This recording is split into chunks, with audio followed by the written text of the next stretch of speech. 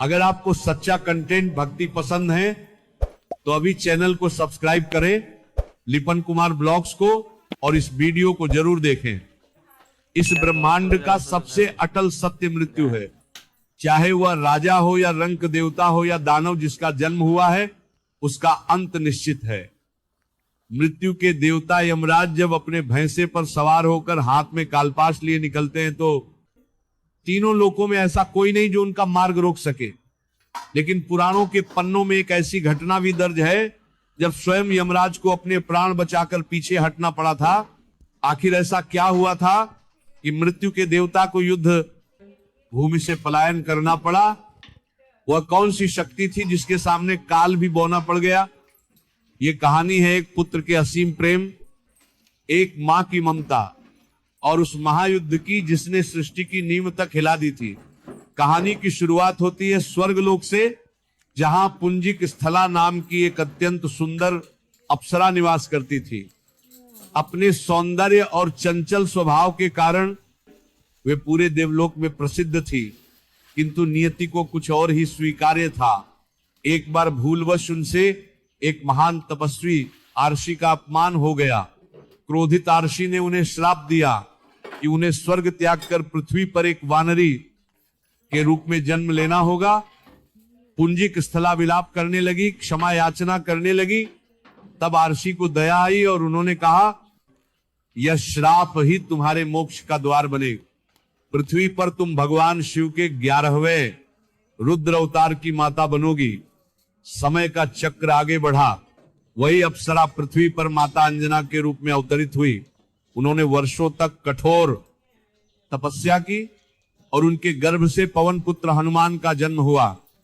महादेव के अंश रुद्र के स्वरूप बाल्यकाल से ही हनुमान जी अपनी अपार शक्तियों के कारण तीनों लोकों में प्रसिद्ध हो गए। किंतु इन सबके बीच वे अपनी माता से अत्यंत प्रेम करते थे।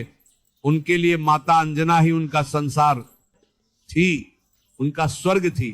परंतु विधि का विधान कोई नहीं टाल सकता।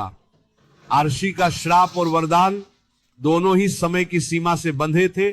जैसे जैसे हनुमान जी बड़े हुए और उनका जीवन उद्देश्य स्पष्ट हुआ, वैसे वैसे माता अंजना का पृथ्वी पर समय पूर्ण होने लगा। वह दिन आ ही गया जो किसी भी पुत्र के लिए सबसे अधिक पीड़ादायक होता है।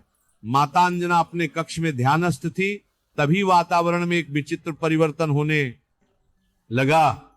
पक्षियों का कलरव थम गया, हवाएं स्थिर हो गई और आकाश का रंग गहरे नीले से काले में बदलने लगा। सूखे पत्ते गोल गोल घूमने लगे। ये कोई साधारण आंधी नहीं थी, यह संकेत था यमराज के आगमन का। धर्मराज यम अपने कर्तव्य से बंधे हुए माता अंजना के प्राण हरने पृथ्वी पर पधारे। उनका काला भैंसा बादलों को चीरता हुआ धरती पर उतरा। यमराज अदृश्य रूप धारण कर माता अंजना के कक्ष की ओर बढ़े, लेकिन वे ये भूल गए थे कि उस द्वार पर खड़ा रक्षक कोई साधारण वानर नहीं बल्कि साक्षात रुद्र अवतार है। हनुमान जी ने अपनी दिव्य दृष्टि से यमराज को देख लिया। उन्होंने तुरंत द्वार पर अपनी गधा अड़ा दी और गर्जना करते हुए कहा, रुकिए, मेरी अनुमति के बिना आप इस कक्ष में प्रवेश नहीं कर सकते। यमराज ने शांत स्वर में उत्तर दिया, हे हनुमान, मैं काल हूं, मुझे किसी की अनुमति की आवश्यकता नहीं। तुम्हारी माता का समय पूर्ण हो चुका है, यह प्रकृति का अटल नियम है। हनुमान जी ने हाथ जोड़कर किंतु दृढ़ स्वर में कहा, धर्मराज, नियम चाहे जो भी हो, मेरी माता कहीं नहीं जाएंगी। जब तक मैं यहां हूं, काल की छाया भी उन्हें स्पर्श नहीं कर सकती। यमराज को लगा यह केवल पुत्र मोह है। उन्होंने जीवन मृत्यु का चक्र समझाया, धर्म और कर्तव्य की बात कही, किंतु हनुमान जी टस से मस नहीं हुए। अंततः यमराज क्रोधित हो उठे। हनुमान, मेरा मार्ग मत रोको, अन्यथा मुझे बल प्रयोग करना पड़ेगा। हनुमान जी मुस्कुराए, अपनी गदा उठाई और बोले, यदि माता की रक्षा के लिए मुझे स्वयं काल से युद्ध करना पड़े तो मैं तैयार हूं। युद्ध आरंभ हो चुका था। यमराज ने अपना अमोघ काल दंड चलाया। वह दंड जिसने असंख्य असुरों को पल भर में भस्म कर दिया था, किंतु हनुमान जी ने उसे अपनी गदा के एक ही प्रहार से रोक दिया। यमराज चकित रह गए। उन्होंने फिर अपना यम पाश फेंका।